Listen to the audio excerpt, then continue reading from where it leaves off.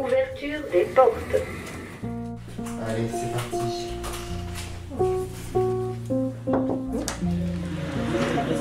Coucou. Ça va? Ça va, mon soleil? Bonjour et bienvenue dans le podcast Aimer soigner. Ils sont très méritants et ils nous apportent énormément. Cet épisode sera consacré au métier d'aide-soignant.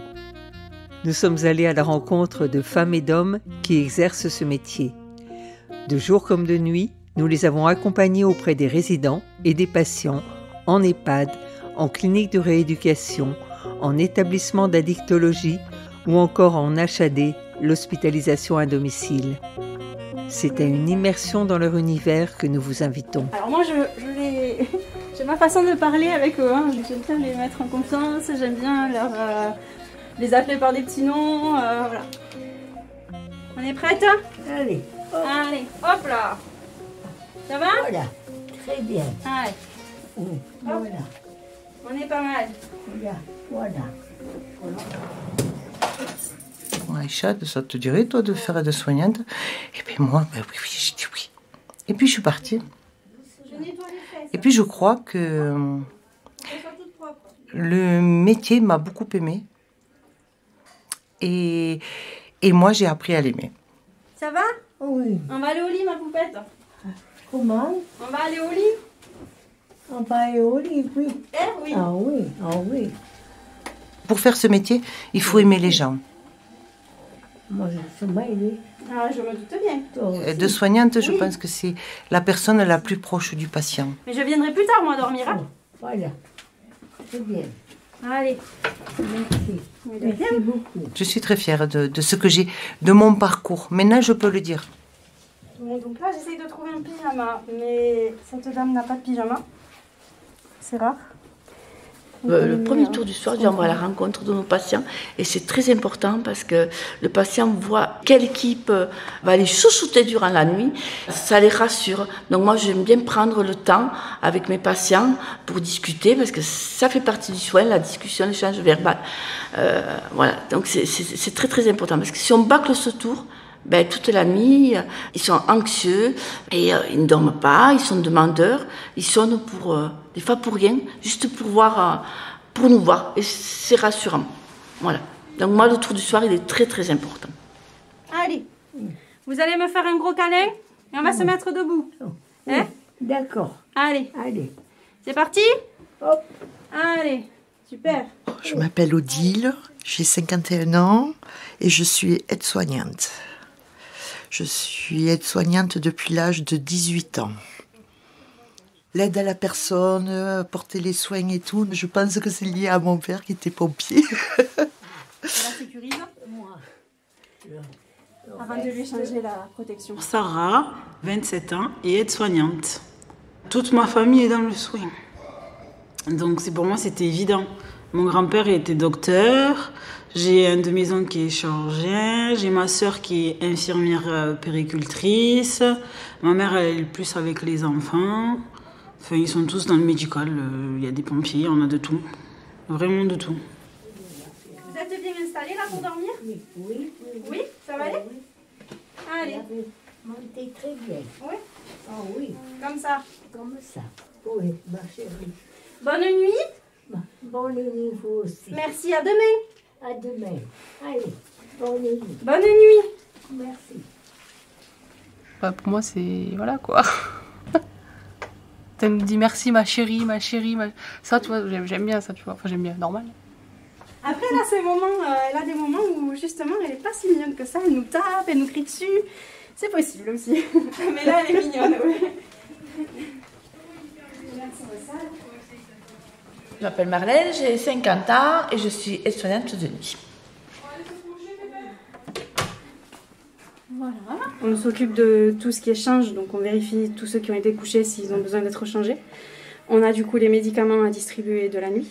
Et on a aussi du coup les collations pour ceux qui aiment bien la tisane, un sirop ou autre.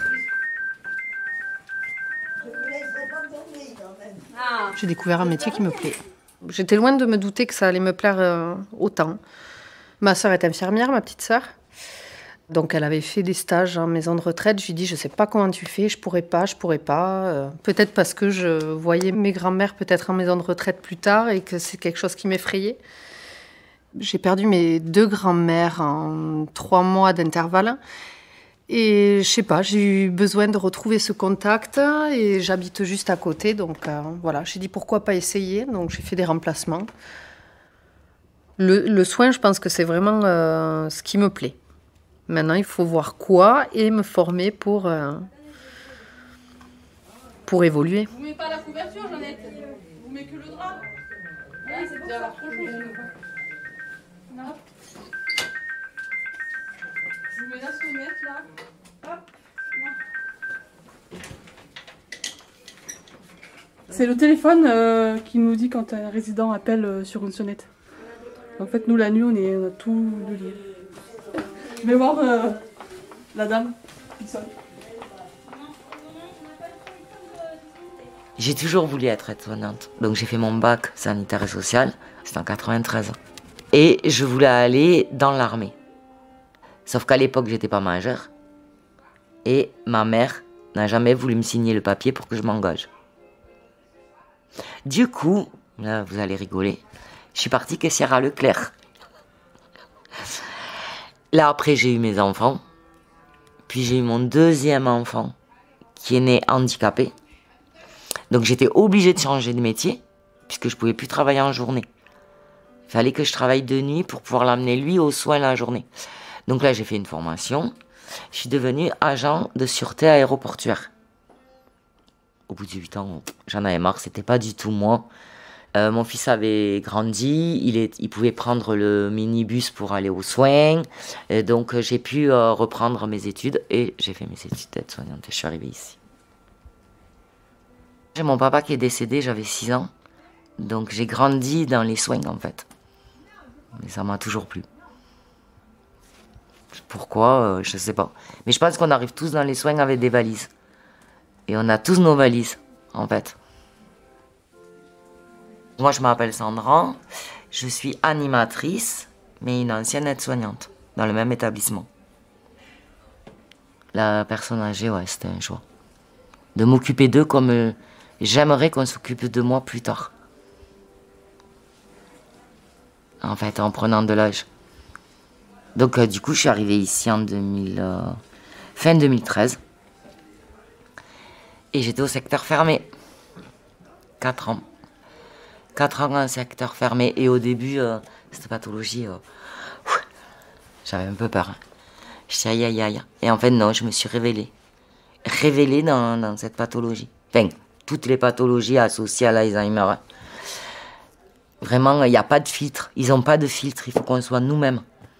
On n'a pas cette barrière. Soignant, soigné. Non, non. Elle n'y est pas. En fait. Monsieur, c'est pareil. Un coup, ça va très bien se passer et une seule d'entre nous sera suffisant. Et là, ce soir, il n'est pas dans son jeu. Non, Sire, non, ça suffit là. Non, c'est moi qui commande.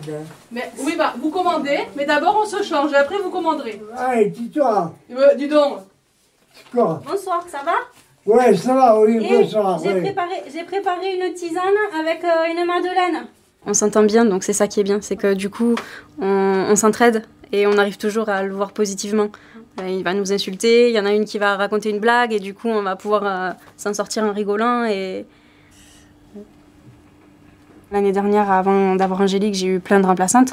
Mais ça a été très compliqué parce que tous les soirs, je ne savais pas avec qui j'étais. Il fallait que je reforme quelqu'un qui était là pendant 2 nuits et puis finalement qui ne revenait pas. Et au bout d'un moment, c'est très très compliqué. Ah ouais. Est-ce que vous voulez boire ou manger quelque chose? Non, je vais voir un peu ce que ça donne. Oui. Vous voulez une tisane? Non, Non, oh là là. Bon. Allez, à tout à l'heure. Allez, merci. Alors. Ce monsieur, il est très autonome, donc du coup, il vient, il fait du piano, on le laisse un peu faire ce qu'il veut, et quand il a envie d'aller au lit, il y va tout seul. Il n'y a personne là. S'il n'y a pas eu d'entrée, il n'y a personne. Non. Allez, Jeannette, on y va? Heureusement qu'après on s'est trouvés et que... Non, c'est vrai. Que finalement, ça se passe super bien. Sinon, je pense que ouais, je serais partie. Et là, du coup, on va commencer le ménage. Je vais chercher le chariot du ménage.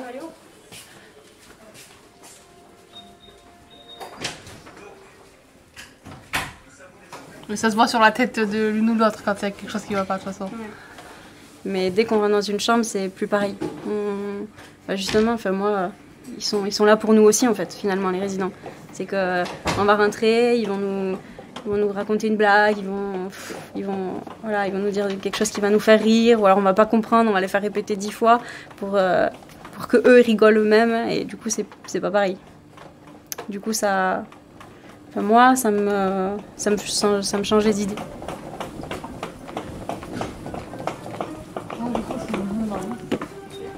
Oui, les remerciements, tous les retours positifs qu'on peut avoir de leur part aussi, quoi. Parce que même ceux qui parlent pas, ils ont des façons d'agir. Quand on arrive, qu'ils sont agités, après notre passage, ils sont souriants. C'est... Le début de la nuit, c'est le mieux. Ouais. Quand on couche les résidents, quand on discute avec eux. Le début. Parce qu'après, en soi, le ménage, c'est pas ce qui est le plus intéressant. Moi, ce que j'aime le moins, c'est le tour de 5 heures, parce qu'on les réveille pour les changer. Et des fois, ça les dérange fortement, ça se voit. Ça, c'est le moment que j'aime le moins, par contre. On n'a pas le choix. Là, du coup, je remplis le chariot du ménage. Je mets de l'eau pour le sol, pour laver le sol.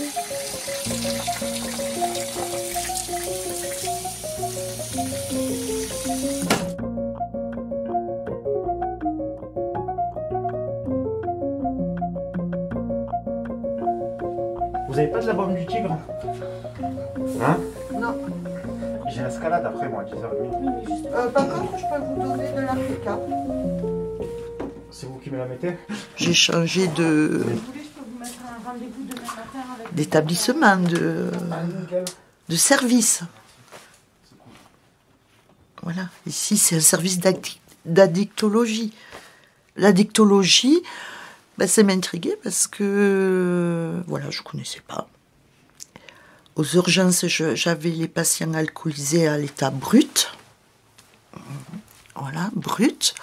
Et puis là, je vois ce qu'on peut apporter, améliorer pour les aider.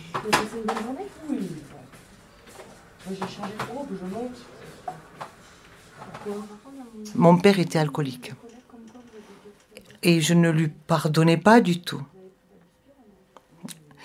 Donc je pense en fait que j'ai fait ce travail-là pour justement pouvoir un peu lui pardonner quand même. Parce que quand on a une haine au fond de soi, c'est très difficile. J'avais besoin de la faire partir. Et bien voilà, je pense que j'y suis arrivée. Il m'a fallu du temps, mais je pense que j'y suis arrivée. Et donc après, tout ce que j'ai pu apprendre dans ce métier-là, c'était qu'il faut...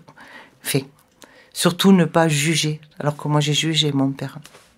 Surtout ne pas juger, ne pas avoir d'a priori sur cette maladie et puis même sur toutes les autres, puisque maintenant on a beaucoup d'autres choses que l'alcool. Voilà. Il y a des personnes qui ne sont pas alcoolisées et puis d'un coup quand ils se mettent à boire, c'est une autre personne. Donc il faut vraiment changer son optique de la personne. Attention, il faut prendre différemment. Voilà, il faut se remettre tout le temps en question.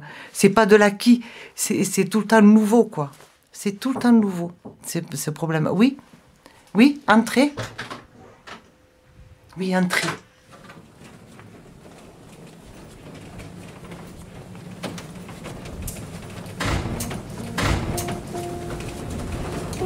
Ici, les couloirs sont assez longs, c'est tout en longueur.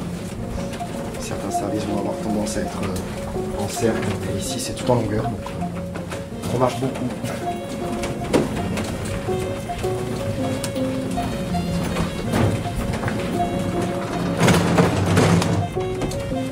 Là, c'est le moment où on est assez nombreux, puisqu'il y a aussi le cher ASH qui est là pour récupérer les plateaux en chambre. Et c'est là où elle nous dit aussi s'il y a des patients qui n'ont pas mangé, qui... Voilà.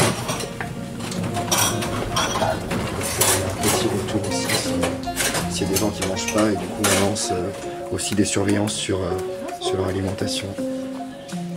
Vous avez appelé ? Il y a un échange verbal, il y a un échange par le toucher.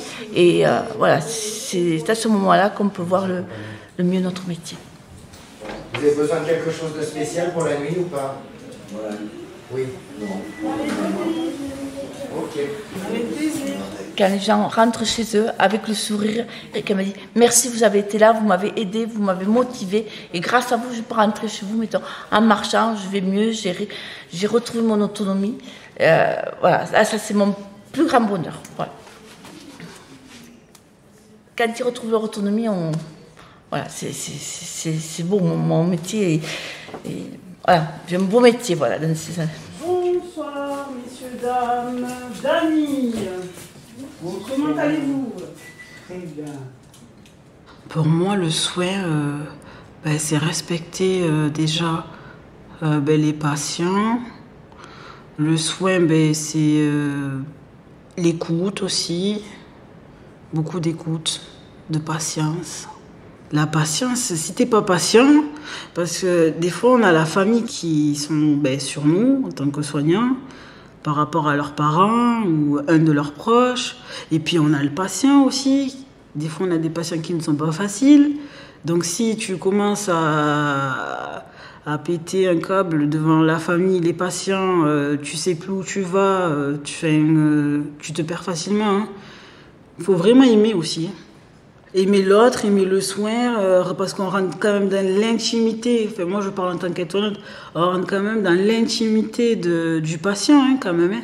Il y en a, c'est pas facile. Hein. Ils ont toujours tout fait tout seuls et du jour au lendemain, t'as quelqu'un qui vient t'aider pour changer tes protections, tu peux plus bouger, tu peux plus rien faire tout seul. Donc, il y en a, c'est très dur pour eux. Donc, moi, je demande toujours, je force en rien. Faut pas. Qu'est-ce que vous faites déshabiller? Faut remettre un t-shirt, hein? Oui, pas bon pantalon. Où est-ce que vous avez mis vos habits? C'est normal que madame soit déshabillée? Je vais passer, j'arrive. Ouais. Il vaut mieux négocier 5 minutes que galérer pendant 15 minutes. Ça va plus vite. On gagne du temps. Je vais vous mettre un exemple. Vous faites une toilette à quelqu'un. Vous lui avez pas demandé quel vêtement elle veut mettre. Alors surtout moi et mon caractère. Je m'imagine à 90 ans. On va vouloir me mettre une robe rouge alors que je veux un pantalon bleu. Mais elle va pas me le mettre la robe rouge. Donc elle va galérer. Hein. Alors que si en amont elle m'a demandé ce que je voulais, la toilette elle va se passer beaucoup plus vite. Hein. Et l'habillement aussi. Hein. C'est pas parce qu'on a 90 ans qu'on peut pas choisir ce qu'on met. Ou qu'on peut pas dire oui ou qu'on peut pas dire non.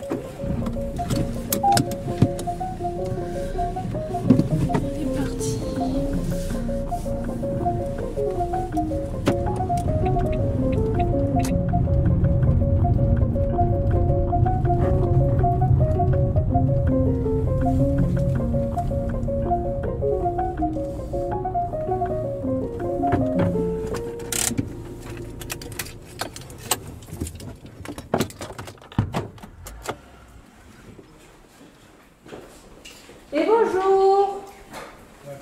Oui. Ça fait toujours plaisir quand je vous vois. Ah bon, ça va alors, ça me fait plaisir.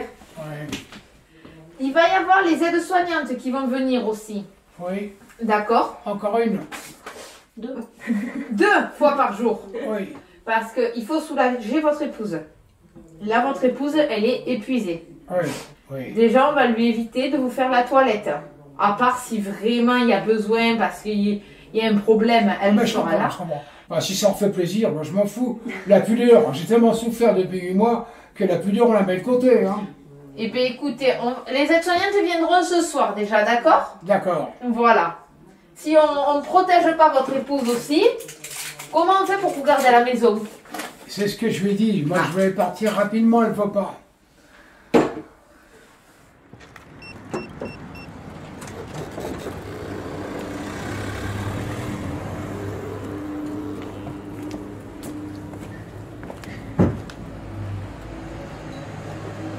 On a ce côté où on va chez les patients, on rentre dans leur vie, ils nous laissent rentrer aussi dans leur vie. Mais il faut faire attention à ne pas dépasser aussi ce côté de protection professionnelle. Et l'avantage de l'HAD, c'est qu'il y a une psychologue et elle est autant là pour les patients que pour nous, les soignants. Donc si on a besoin, qu'on rencontre une situation difficile, on peut quand même avoir un entretien avec la psychologue et parler de nos difficultés. Donc nous, ça nous permet de nous ouvrir, des fois elle nous apporte des solutions. Des fois aussi on peut en parler entre collègues et voir si jamais la situation se produit chez une autre collègue, en discuter. Et des fois ça nous apporte la clé et ça nous permet d'avancer et de se forger aussi parce que c'est un métier quand même pas évident. Mais ça reste un très très beau métier. Et voilà, et aussi c'est vrai qu'à l'HAD on peut travailler aussi en binôme. Donc je fais souvent des soins avec les infirmières, ce qui est aussi enrichissant pour nous. Allez, au revoir. À bientôt. Merci beaucoup. De rien. Au revoir.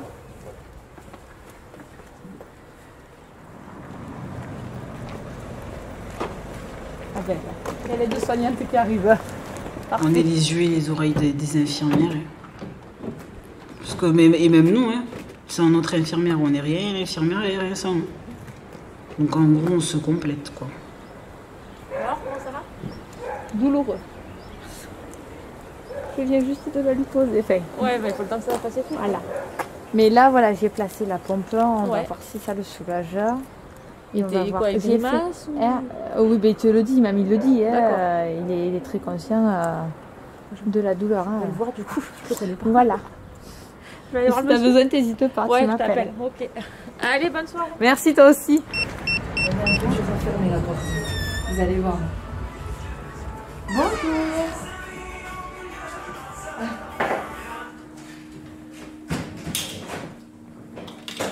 Bon, ça va vous? Vous étiez en train d'écouter de la musique, c'est bien? Qu'est-ce que vous écoutiez? C'est jamais les mêmes journées. Ah, Goldman. C'est très Un bien. sourire d'eux, c'est magique. Allez, je vous mets les affaires sur le côté.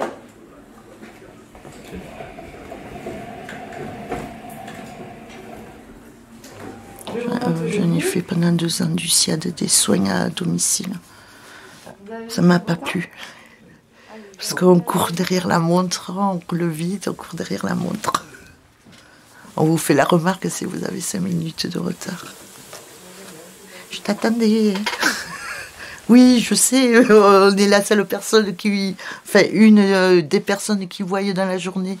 Mais bon, c'est difficile de laisser une personne âgée toute seule chez elle sur son fauteuil.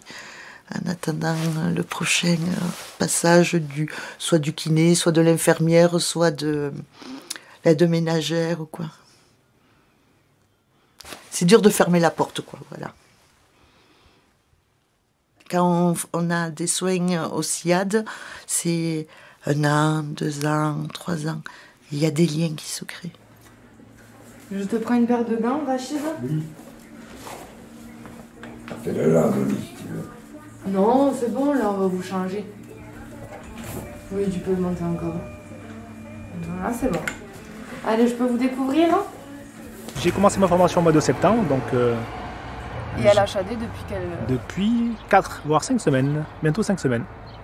Moi je suis issu d'une famille soignante. Je pense que chez inné nous, chez toi. c'est inné et c'est familial. J'ai fait des études en économie, j'ai une licence en économie.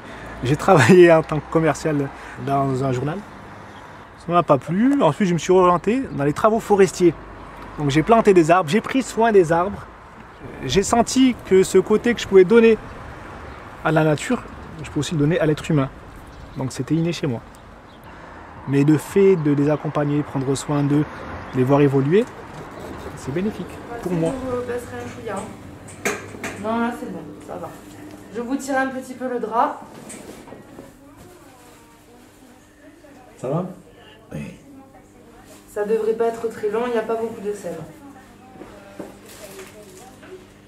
Mon plus beau souvenir, c'est une dame qui voulait pas se doucher. On n'y arrivait pas. Et je dis je vais essayer. Donc bon, je commençais à cacher les glaces parce qu'elle se reconnaissait pas. Donc automatiquement, quand on rentre dans la salle de bain et qu'on a cette grande glace et qu'elle se reconnaît pas, elle voulait pas se déshabiller. Donc j'ai dit je vais cacher ça comme ça on va pas la voir. J'ai réussi à la déshabiller, mais j'arrivais pas à lui laver la tête. Et donc, du coup, j'avais enlevé mes crocs, j'avais enlevé mes chaussettes, j'avais remonté mon pantalon, on aurait dit que j'allais à la pêche au moule. Et j'avais les cheveux encore plus longs que ça.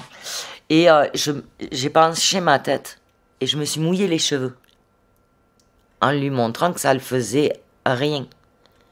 Je lui ai donné le pommeau, elle m'a un peu lavé un peu toute la tête et à la fin j'ai réussi à la doucher. En fait, c'est qu'on ne peut pas laisser quelqu'un de souillé, mais on ne peut pas être maltraitant pour qu'il soit propre. Je vous sèche.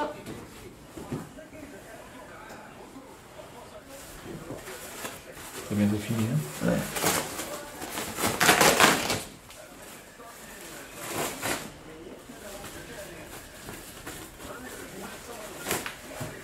Un bon souvenir.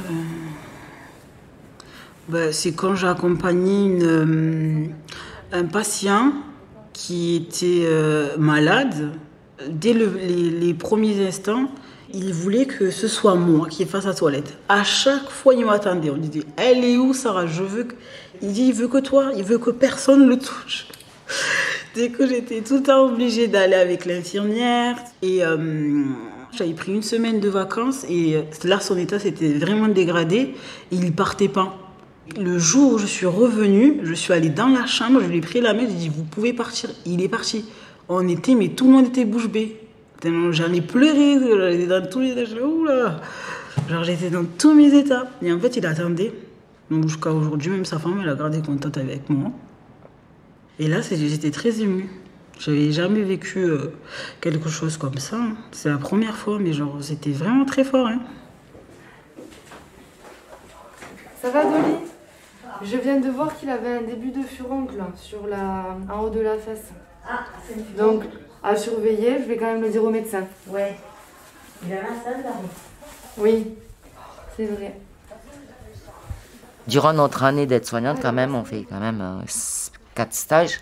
Donc, après, on fait le pré-pro. Donc, on voit un peu tout, la cardiologie, la rhumato. Enfin, on voit tous les services. Dans tous les services, donc on a l'urgence, tout ça, on n'a aucun suivi. C'est des patients, c'est des numéros. Ils sont là pour 3 jours ou on les a pour 3 heures, voire 12 heures si c'est aux urgences. Et on n'a pas de suivi. On ne sait pas le devenir. On ne peut pas l'accompagner au mieux qu'on veut. Donc moi, ça m'allait pas. Alors que quand je suis partie en palliatif, j'avais ce temps avec mon patient. J'étais pas avec ma montre, en fait. Et c'est ça qui m'a plu. Puis on a vraiment le binôme aide-soignant-infirmière. On travaille à 2. Un soin peut durer 1h30.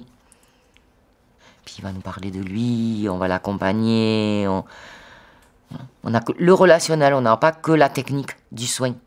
Il n'y a pas que ça. Mais après, on n'y reste pas non plus très longtemps. Parce qu'on devient des éponges. Donc au bout d'un moment, il faut en partir.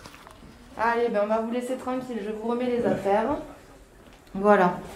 Allez, à jeudi. Ouais. Ok. Salut Sarah. Ça va? Tiens, j'ai imprimé, je te remettrai les 5 si tu veux. Quand je te les note, c'est que je les ai fait. D'accord, ok, ça marche. Voilà.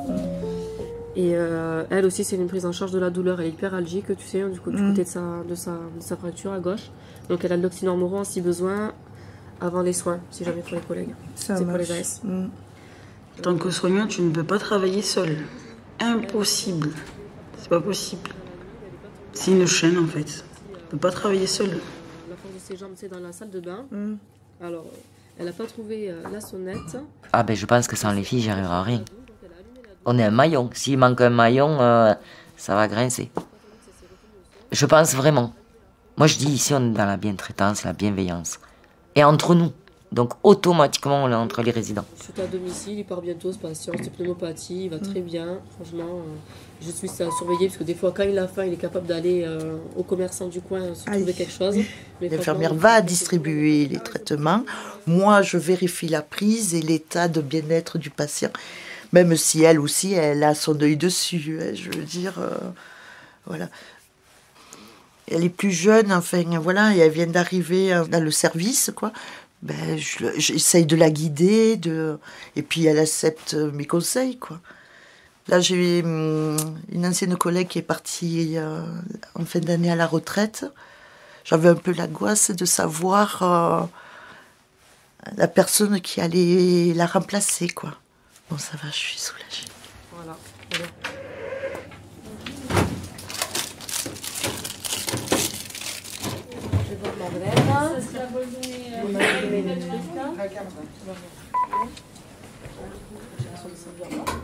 Ouverture des portes.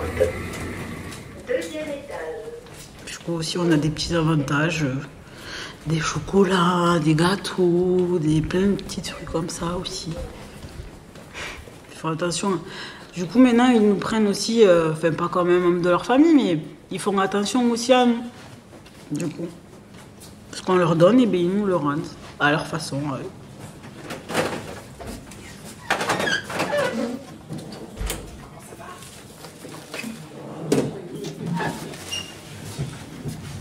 Là, les résidents sont moins lourds. La prise en charge est moins lourde. Il y a 3 ans de ça, c'était compliqué. Beaucoup de résidents qui avaient des gros troubles, qui demandaient beaucoup d'attention, et j'ai eu une période où c'est que ça a été compliqué. Heureusement que j'avais mes collègues qui, si je les appelais, venaient m'aider. Le psychologique ici est compliqué. Moi, si ça se passait pas bien avec mon équipe, je ne pourrais pas rester ici, c'est sûr. Parce que si j'ai besoin de relais, il faut qu'il y ait quelqu'un qui vienne.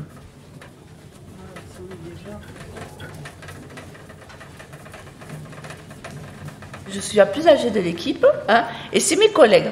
Ils me chouchoutent. Voilà, parce que je travaille avec une équipe formidable, donc 2 infirmiers et une aide-soignante. Et voilà, ils me chouchoutent, oui, j'avoue, ils me chouchoutent. Hein. Et bonsoir. Le Grand Prix de Formule 1 pour cette saison 2023. Oui, bonsoir. Ça a été la journée? Ça a été la journée? France Info, ce soir, c'est oui. Cadeau qui nous accompagne toute la soirée. Mais si, on m'a dit que tu étais arrière-grand-père. Ton petit-fils était né. Ah, il est là. Qu'il est mignon. Là, je vais faire la formation ASEG. C'est une assistante de soins gérontaux.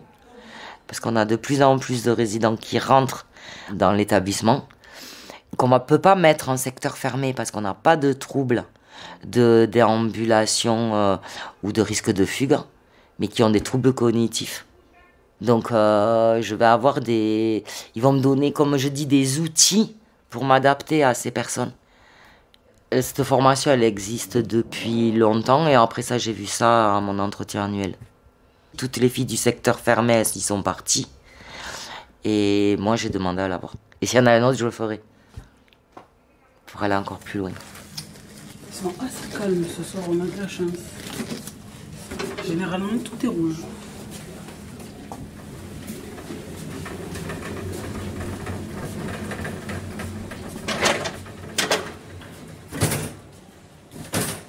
J'ai fait mon DU, un DU d'alcoolologie. Alors que je ne suis pas scolaire du tout. Je me suis retrouvée avec ma carte d'étudiante que je ne savais même pas ce que c'était, franchement.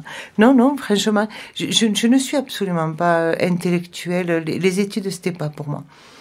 Et bon, j'ai parlé avec le professeur, justement, et il m'a dit, ben oui, il n'y a pas de problème, madame, vous pouvez le faire, il n'y a aucun souci. Et j'ai fait ça sur Toulouse. Et on partait avec ma collègue, avec Aurélie, l'éducatrice. J'avais l'impression de faire l'école buissonnière des fois. Quand on prenait la voiture, je disais, c'est pas possible, c'est pas possible. Mais c'était bien. C'était bien, puisque bon, je l'ai obtenu. J'ai mon diplôme. Disons que moi, j'y avais pas pensé. Et puis, la chef de l'époque, elle m'a dit, Maïcha, ça t'intéresserait pas de passer un DU d'alcoolologie? Et puis ça fait son chemin, et puis j'ai dit, bien sûr, ça serait tellement évident, et puis ça serait crédible. Je serais plus crédible dans le métier. C'est pas pour autant qu'on m'a augmenté, c'est pas pour autant qu'on m'a fait des fleurs, hein, vous inquiétez pas. Hein. Mais en fait, moi, personnellement, j'ai ma richesse à moi. Donc c'est quand même pas mal. Voilà. Vous avez fini? Et maintenant... Que vais-je faire de tout ce temps qui m'est imparti? Et vous avez loupé votre vocation. On y va? 1, 2, 3. Et blanc. Et blanc. Je suis Pauline, ASH donc en unité protégée. J'ai 36 ans. Est-ce que vous voulez un petit gâteau? Je fais ce métier depuis 6 ans. J'ai découvert un métier qui me plaît. J'ai demandé ma VAE d'aide-soignante, mais je suis en plein questionnement sur est-ce que je reste sur aide-soignante, est-ce que, au contraire, je fais des études un peu plus longues et je fais infirmière, parce que le soin me plaît beaucoup. Là, c'est vraiment les aider dans les gestes quotidiens. En tant qu'aide-soignante, c'est ça, c'est plus les gestes quotidiens. Et infirmière, c'est plus le soin technique, voilà, et qui m'intéresse aussi. Je suis en plein doute, donc j'ai eu mon entretien annuel avec ma chef. Du coup, on a discuté, donc j'ai besoin de réfléchir un petit peu. Puis bon, par rapport à ma vie aussi personnelle, reprendre les études, ça se réfléchit. Donc infirmière, c'est vraiment repartir à l'école et un peu de peur aussi.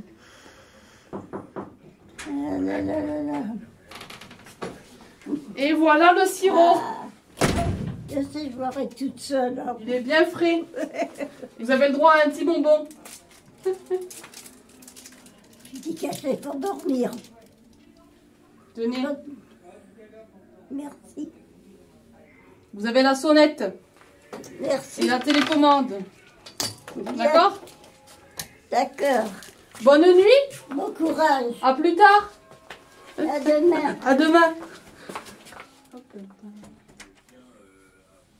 Et maintenant, que vais-je faire de tout ce temps qui m'est imparti, de tout ce temps qui m'indiffère, depuis le temps que tu es parti.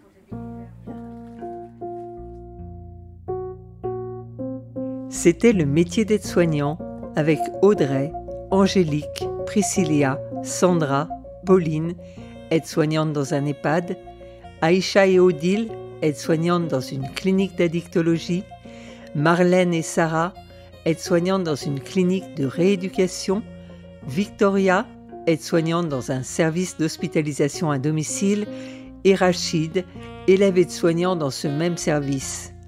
Un grand merci à toutes les personnes, soignants et soignés, qui nous ont accueillis et permis d'enregistrer leur quotidien. Un beau souvenir, oui.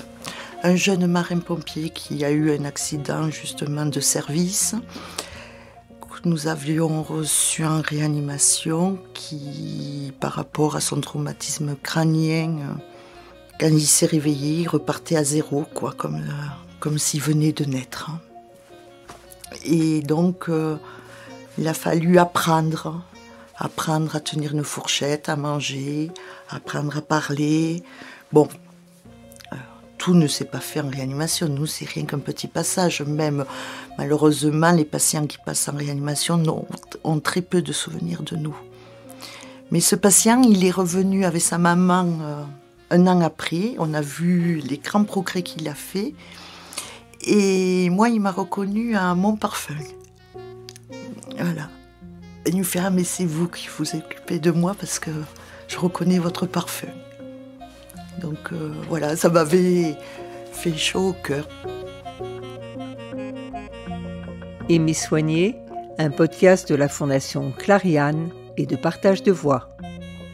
Réalisation, Sophie Pillot, Agnès Maton. Musique, Basile Mandigral. Retrouvez toute la série sur le site de la Fondation et sur vos plateformes d'écoute de podcasts habituelles.